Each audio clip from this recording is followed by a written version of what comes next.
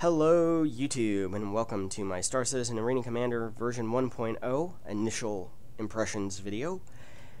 Merry Christmas to those of you who are celebrating Christmas. Happy Hanukkah to those of you who are celebrating Hanukkah. It is Christmas Eve, and I've been out of town since this was released. So I've only had about 30 minutes to spend with Arena Commander total since I got back. And I'm not going to have a lot of time to devote to Arena Commander probably until after the first of the year. It should also be important to note that I've been a good boy this year, and Santa is bringing me a 700 watt power supply as well as a GTX 970.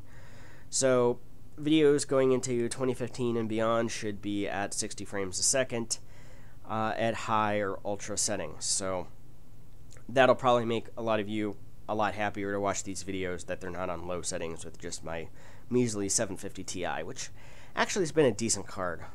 It ran on my anemic 350 watt power supply, and overall has been very good. In fact, if it wasn't for Arena Commander 1.0 being released and being released in a generally good state, I probably would be sticking to that 750 Ti for several more months. But Arena Commander is finally in a state that I approve of.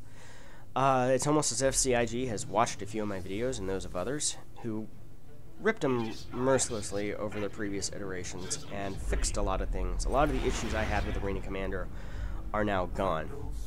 There's a little bit of track IR clipping here, oddities, but that's relatively minor. I am flying the Aegis Avenger, and this is one of the new ships that was added in during version 1.0. The complete Aurora lineup is in there now. I believe you can fly the Aurora LN as well as the LX.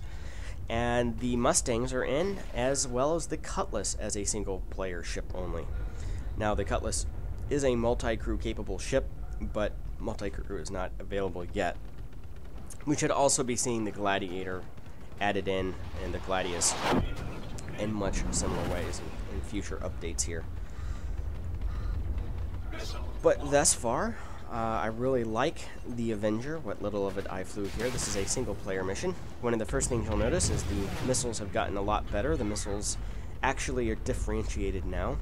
And you'll notice on the targeting screen underneath the target, you'll see HS, EM, and CS. That stands for heat signature, EM is electromagnetic signature, and CS is radar cross-section. And you'll see how those go up and down in relation to where you are. The higher those numbers or those figures are, the more likelihood you are to maintain a sensor lock, as well as your missiles have something to home in on.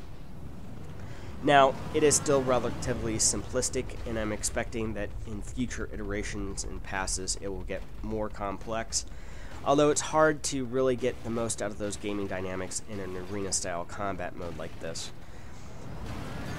Now, firing missiles.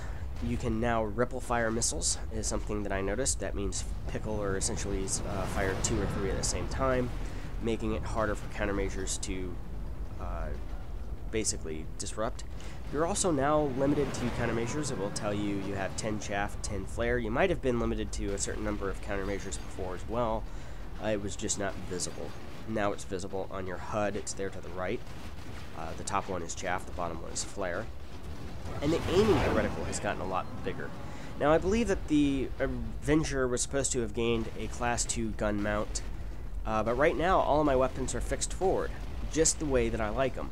I would prefer all my weapons to be locked forward. Aiming with head tracking just doesn't work for me. I would prefer to aim my ship and let it do the aiming with my flight skills versus head tracking or mouse keyboard skills. The reticle is much larger, making it much easier to actually make hits now. And it's about the right size. It reminds me a lot of the CCIP pip, as well as the one of the Boresight pip modes in Falcon BMS, as well as DCS, to track where your gunshots are going to go against a target. So this is a dynamic that if you're used to flight sims, especially very high-level flight sims like Falcon BMS or DCS World, it's a aiming methodology that you're going to be quite familiar with. So I really enjoyed to see that. Here I am going in to fix the key binding so I can actually fire my Joker distortion cannons. And one of the big changes here is you can now unbind things without having to nuke your entire profile. So they got that fixed. It's still a little bit obtuse, Like a lot of things, whenever they try to figure out how to do it with controls, it doesn't make a whole lot of sense. It's like their initial joystick profiles for the X52 and X55 made absolutely no sense, where they had decided to put buttons. It was just almost, oh, we need a button for this, and just arbitrarily pick the next one. They didn't have much thought into the layout, at least I didn't think so. So here I go headfirst into a Vandal Blade. I have to say the Avenger tended to be rather tanky if you don't crash headfirst into something. So yeah, missiles are now viable. We have a lot more variety now. I was not able to get into any multiplayer matches whenever I was trying to do this video. They were having intermittent connectivity issues, and in fact there were several times that I got connection lost, even to do the single player mission. So I haven't gotten into yet to play with against other living beings, I guess you could say. And that'll also be in my upcoming videos, but look for those after the first of the year. Thank you very much. Merry Christmas. Happy Hanukkah. See you. Well, I'm going to do one more video on State of the Games, and then that'll be it for 2014.